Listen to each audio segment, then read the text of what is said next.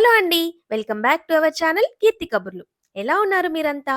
అందరూ బావుండాలని కోరుకుంటూ మేము కూడా చాలా బావున్నాం.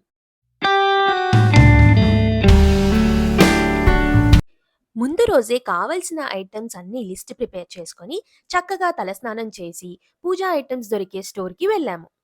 ఇలాంటి స్టోర్స్‌లో అయితే మోస్ట్‌లీ మనకి కావాల్సిన ఐటెమ్స్ అన్నీ 90% ఒకే దగ్గర దొరికేస్తాయి.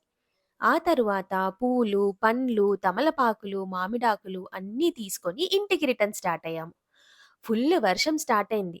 థాంక్ గాడ్ పని అంతా అయిపోయాక పడింది. ఇంటికి వచ్చాక నైటే పూజకి యూజ్ చేసే సిల్వర్ ఐటెమ్స్ అన్నీ క్లీన్ చేసుకొని, ప్రసాదాల కోసం శనగలు నానబెట్టి, మినపగారెల కోసం మినపప్పు కూడా నానబెట్టుకొని పెట్టాను. నెక్స్ట్ డే ఎర్లీ మార్నింగ్ 4:30కి లేసి, ఆల్రెడీ ముందు రోజే ఇల్లంతా క్లీన్ చేసుకొని పెట్టుకున్నా కాబట్టి, మార్నింగ్ డైరెక్ట్‌గా రోబో ఆన్ చేశాను. జనరల్‌గా నేను పండగలప్పుడు మాత్రం తప్పకుండా ముందు రోజు మాన్యుయల్‌గా ఇల్లంతా ఊడ్చుకొని మాప్ చేస్తాను. అలా చేస్తేనే ఎందుకో సాటిస్ఫాక్షన్ అనిపిస్తుంది. And next day robot on చేస్తే పని కూడా కాస్త ఫాస్ట్‌గా అయిపోతుంది. మార్నింగ్ నేను ఫ్రెష్ అయ్యొచ్చేలోపు ఇల్లంతా క్లీన్ అయిపోయింది. ఆ తరువాత గడప కడిగి, పసుపు, కుంకుమ పెట్టి, ఇంటి ముందు ముగ్గు వేసుకొని మామిడి తోరణం కట్టాము.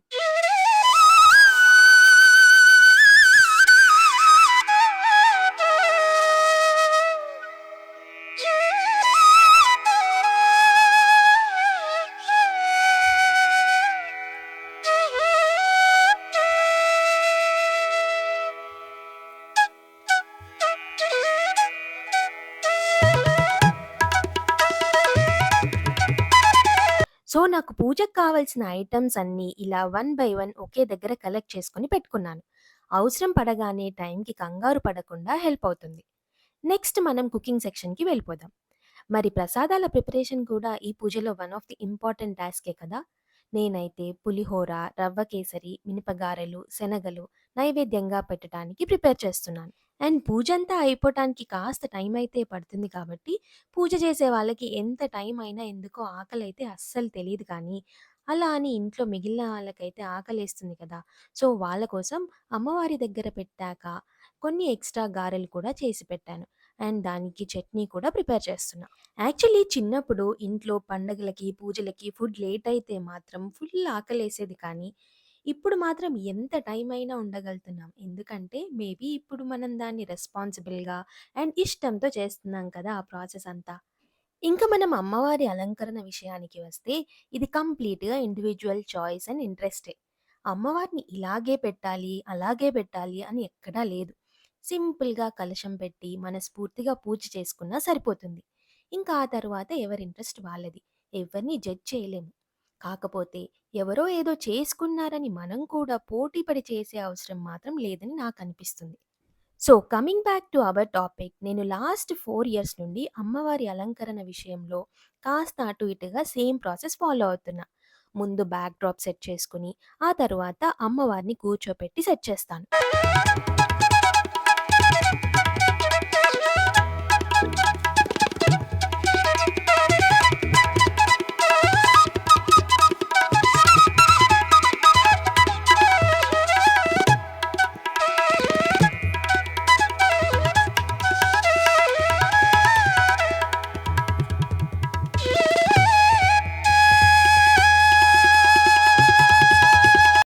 కొంతమంది పూజ రోజు పని త్వరగా అయిపోతుందని అమ్మవారిని ముందు రోజు నైటే సెట్ చేసుకొని పెట్టుకుంటారు.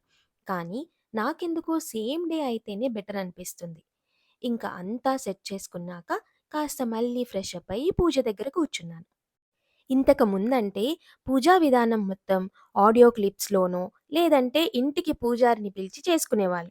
బట్ ఇప్పుడు మనకు ఆ టెన్షన్ లేకుండా పూజా విధానం మొత్తం మంత్రాలతో సహా ప్రాసెస్ అంతా వీడియో క్లిప్స్ అవైలబుల్ ఉన్నాయి కాబట్టి, అవి పెట్టి చేసుకుంటే ప్రశాంతంగా లైవ్‌లో మంత్రాలు చదివిన ఫీలింగ్ అండ్ పూజ అంతా చక్కగా చేసుకోగలుగుతున్నాం. సో, ఇక్కడ ముందుగా గణపతిని పూజించి, ఆ తరువాత మన వరలక్ష్మి అమ్మవారి వ్రతాన్ని చేసుకుంటాం. కూర్చుని పూజ చేస్తున్నంత సేపు అమ్మవారి స్మరణతో మనసంతా చాలా తృప్తిగా అనిపిస్తుంది. పూజా విధానం అంతా కంప్లీట్ అయ్యాక కాసేపు లలితా సహస్రనామం చదువుకొని అమ్మవారికి హారతిచ్చి ఫార్మాలిటీస్ ఫినిష్ చేసుకొని ప్రసాదం తీసుకున్నాను. ఇదంతా అయిపోయేసరికి ఆల్మోస్ట్ ఆఫ్టర్‌నూన్ 2 అయిపోయింది. అలా కాసేపు రెస్ట్ తీసుకొని మళ్ళీ ఈవినింగ్‌కి ఫ్రెష్ అప్ అయ్యి వాయనం ఇవ్వటానికి బ్లౌజ్ పీస్, బ్యాంగిల్స్, పసుపు, కుంకుమ, ఆకు, వక్క, శనగలు కవర్స్‌లో ప్యాక్ చేసి పెట్టాను. అలాగే నేను కూడా కొంతమంది ఫ్రెండ్స్ దగ్గరికి వాయనం తీసుకోవడానికి వెళ్ళొచ్చాను. అదంతా నేనైతే ఈ వీడియోలో షూట్ చేయలేదు. నేనైతే నెక్స్ట్ డే మార్నింగ్ మళ్ళీ ఒకసారి దీపం పెట్టి అమ్మవారి కలశం అయితే కదిలిస్తాను. పూజ చేయటానికి ముందు ఎంత సర్దుతామో, అయిపోయాక కూడా ఆల్మోస్ట్ అంతే పనుంటుందండి. మొత్తానికి ఆడవారందరికీ శ్రావణ శుక్రవారం అంటేనే చాలా బిజీ డే కదా!